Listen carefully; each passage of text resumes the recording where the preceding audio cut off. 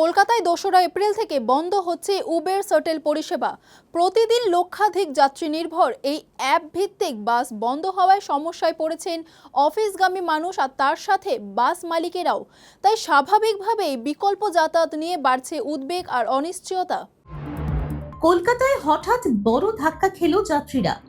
উবেরের জনপ্রিয় পরিষেবা Uber shuttle আগামী ২রা এপ্রিল ২০২৬ থেকে শহরে বন্ধ হয়ে যাচ্ছে। সংস্থার এই সিদ্ধান্তে বিপাকে পড়েছেন হাজার হাজার অফিসগামী মানুষ, বিশেষ করে আইটি সেক্টরের কর্মীরা। ২০২৪ সালের মার্চ মাসে কলকাতায় এই পরিষেবা চালু হয়।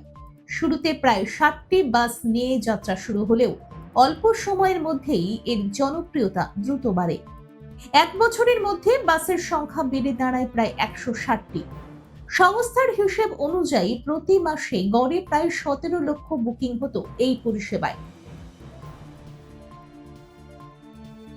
এই শাটল পরিষেবার সবচেয়ে বড় সুবিধা ছিল নির্দিষ্ট আসন। প্রতিটি বাসে ১৯ থেকে ৫০টি আসন থাকতো এবং দাঁড়িয়ে যাত্রার কোনো সুযোগ ছিল না। ফলে যাত্রীরা আরাম করে যাতায়াত করতে পারতেন। অ্যাপের মাধ্যমে আগে থেকে বুকিং করে নির্দিষ্ট স্টপেজ থেকে বাসে ওঠার সুবিধা ছিল। ভোর ৬টা থেকে পরিষেবা শুরু হওয়ায় সকালে অফিস যাওয়া অনেক সহজ হয়ে গিয়েছিল। পরিষেবা বন্ধ হওয়ার খবর প্রকাশ্যে আসতেই সোশ্যাল মিডিয়ায় উদ্বেগ বাড়তে থাকে।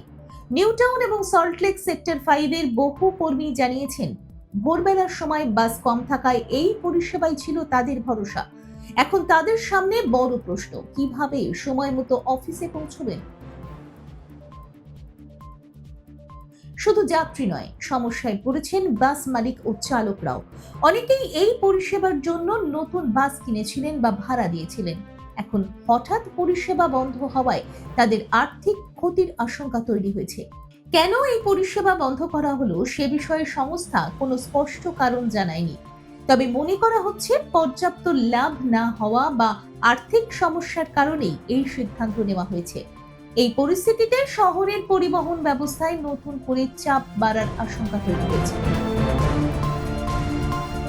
দেখুন এই সময়ের তথ্য ও চিত্র প্রতিদিন রাত ৯টায় ও সকাল ৮টায় শুধুমাত্র চ্যানেল 1-এ।